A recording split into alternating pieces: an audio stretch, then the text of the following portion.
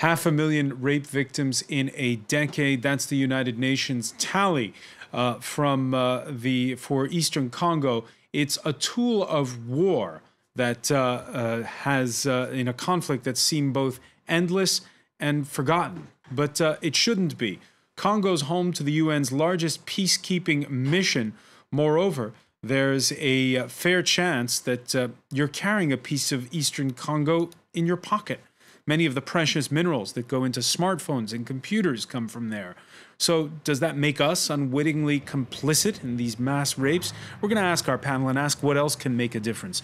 One man certainly has. Gynecologist Denis Mukwege, he's been awarded the EU's Sakharov Prize for Human Rights. We'll explore the challenges of his Bukavu clinic with one of the co-founders of his foundation as it tries to break the cycle of violence against women. Today, in the France 24 debate, the rape as a weapon of war. And with us to talk about it from Altoona, Pennsylvania, Leanne de Roich. She is a co-founder with Dr. Mukwege of the Panzi Foundation. Thank you for joining us here on France 24. We also want to thank Bineta Diop, who joins us from Geneva. She's the director of Africa Women Solidarity. Here in the studio, Julia Wono, who runs the Africa Bureau of Internet Without Borders, and Natasha Henry, who is a French journalist and author, the author most notably of Frapper n'est pas aimer, to hit is not to love. Thank you for joining us here in the France 24 debate, where you can weigh in on the conversation, and you have on Facebook and on Twitter, our hashtag F24Debate. One man can indeed make a difference. Whether or not the work of 59-year-old Denis Mukwege actually prevented rape, he's certainly treated countless patients and raised awareness well beyond his city of Bukavu in eastern Congo. France 24's Mark Perlman and Johan Baudin followed him. Outside the doctor's office, dozens of women are waiting patiently. His first consultation is at dawn. At his side is Guy Bernard Cadier, a Belgian surgeon. This is an injury, definitely by penetration of sharp objects in the genitals. The first case is mutilation of the genital tract, a daily issue that Mukwege has to deal with. I look at the injuries, but I avoid now returning to the stories. I find it can get traumatizing. The story of Ifungo Kayemba, 18 years old. She hides it through shame or fear. She was raped when she was 14, a painful childbirth. She's still with the man who did it, but her body will reveal another truth. You know, Dennis, this person has a scar in the shape of a star. It looks like she's been hurt by a metal rod. The operation will last 3 hours. Often the girls, especially children, when they are taken in as a sex slave, they eventually grow accustomed to their master. It's estimated that 500,000 women have been raped in Congo in the last 16 years. Rape is a weapon of war used by all armed groups, both Congolese and Rwandan. It's why Mukwege has become an expert in the field. Where there is torture, it is always a signature. With torture, there is no mistake.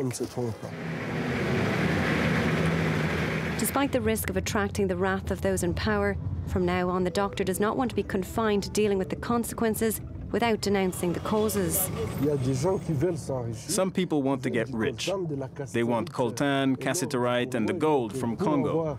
And therefore, to get these minerals, they kill, they rape, they destroy women. When I say that suffering has reached inhumane levels, I don't see how someone who is human can be disturbed by that.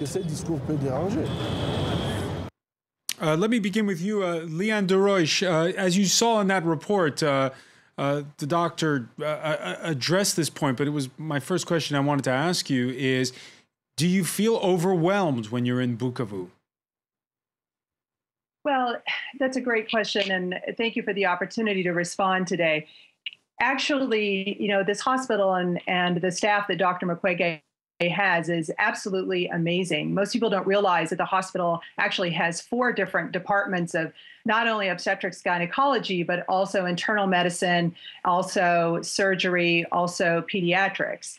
And they're treating over 18,000 people a year. They're a general practicing hospital. It's an amazing, incredible place where you've got about 1,300 approximately survivors of sexual violence a year that are coming for treatment at the hospital. So it's a sad reality, absolutely, but what the staff in the hospital are able to do in terms of care, even beyond treating them for their immediate wounds and injuries, is absolutely incredible. And 2 years ago, he's speaking at the United Nations, and afterwards there's an attempt on his life. We saw in the report he's got a bodyguard now. Who's got it in for him is the question. Well, it's a really excellent question, and that there are a lot of theories about who might be, but we all know that people who defend human rights are often a target for the work that they're doing, and no one has ever been implicated, for example, in the assassination attempt on him.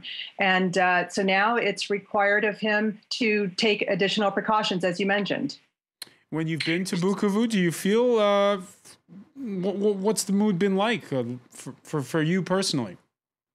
Well, I have to say that, Bukavu is just a bustling city. And, I think at the end of the day, what's important is, and how most of us are inspired, continue to be inspired, is by the very women that we're interacting with. I mean, if the survivors have hope, we need to have hope as well. Bukavu is safe. There's a large UN presence that's there. It has the same sort of threats, crime, what have you, that you might encounter in any city in the U.S. or anywhere. It's when you get outside of Bukavu that you run more of a risk in some of the rural areas. And that's where we have to have our concerns.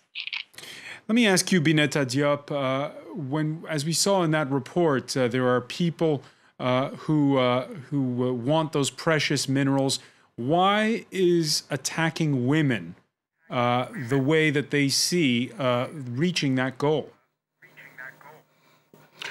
I think, as the title said, rape as a weapon of war, it's a strategy of war. The women, the body of the women have been targeted.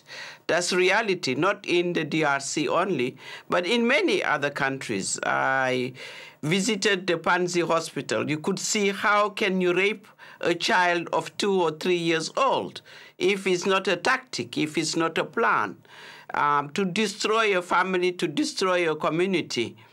I have seen that recently in South Sudan as a special envoy on women, peace and security of the African Union.